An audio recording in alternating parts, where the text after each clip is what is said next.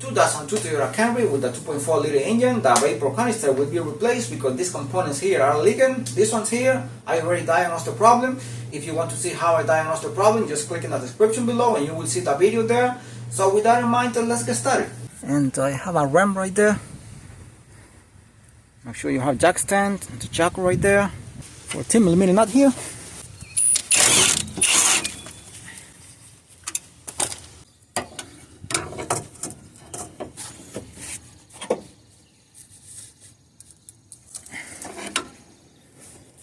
This is a 14mm nut here. 19mm bolt here on this side, and on this side they are not 19mm nuts.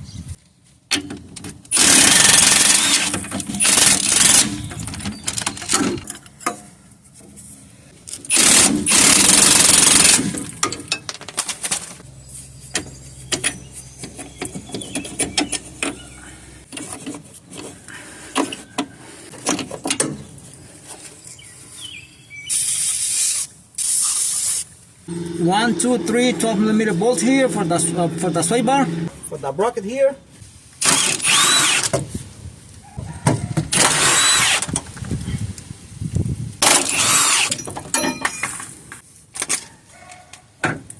And this is a 14mm nut here.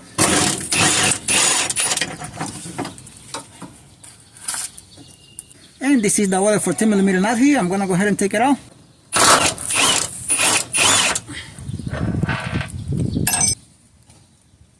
Now this is one of the bolts here.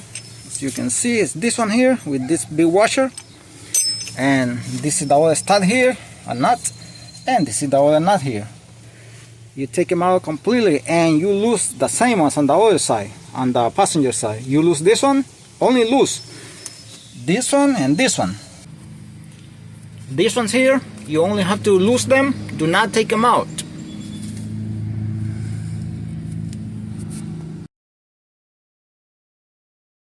And don't take this ones out, you don't need to. See? Those right there. I put a piece of wood here to open it, to keep it open like that. So you can see it right there.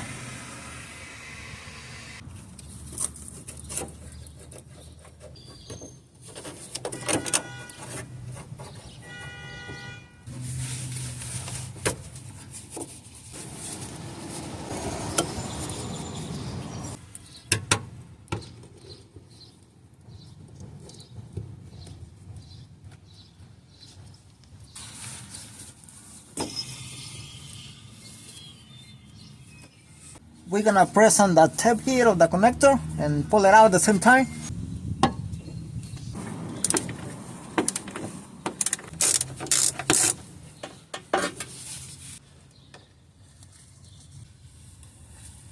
And now I'm gonna see if I can take it off from the other side too, from the other bolt. That is the 14mm bolt right there. Very accessible because it's so open here. Hold on. Hey.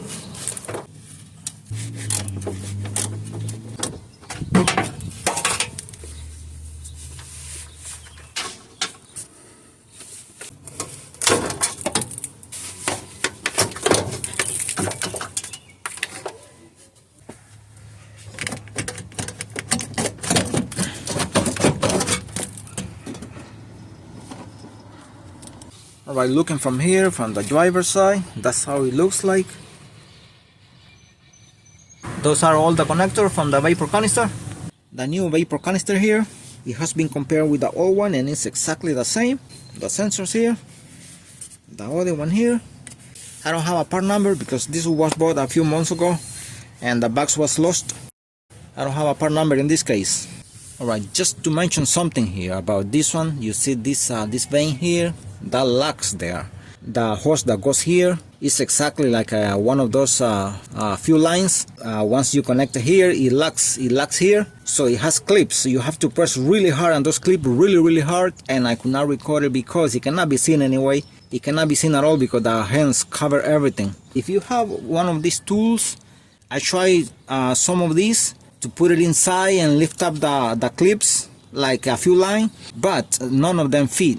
So what I did was I pressed really hard on the clips. So that's how I got to take it out. That is the hose right there. These are the clips where they lock and the hose and the vapor canister. I press here on these steps at the end here, and really hard, and I got to take it out. The sensor, that is a little bit hard to get to it, to disconnect it. That's why I had to lower it before. I had to take out the bolts before taking it out, before pulling out the connector.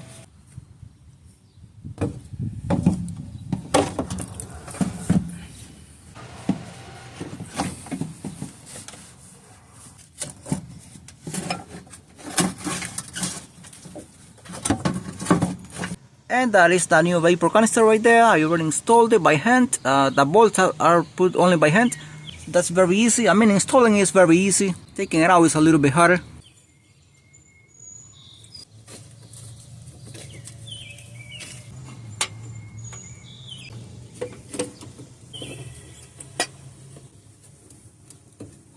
I already connect this one here, and the one that goes to the fuel tank also.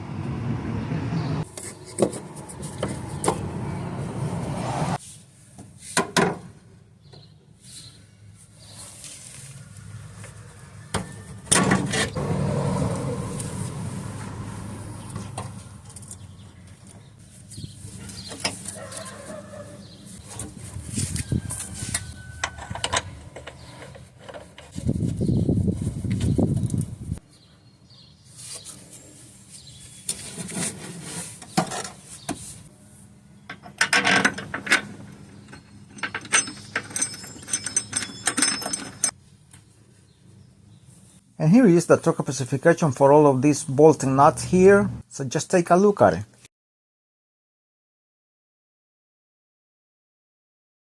And now that I already put this bolt here by hand, I'm gonna go ahead and take this out. This is only by hand to put the bracket here for the sway bar.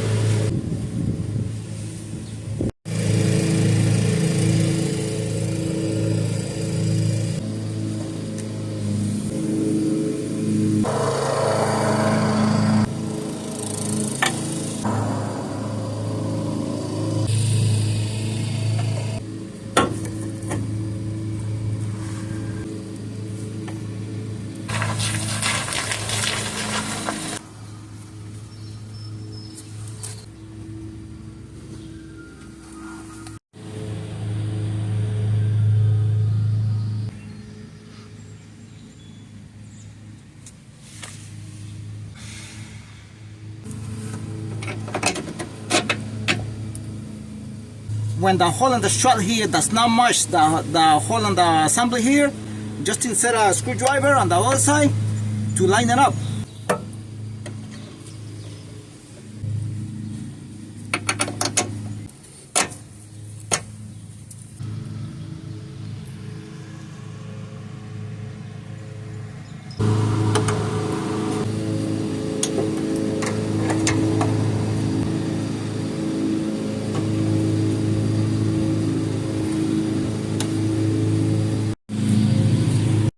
Alright, job done. All the codes that were stored in the PCM are gone. They disappear by themselves. And if you think this video is helpful for you in any way, please don't hesitate to like, comment, and subscribe. And thanks for watching.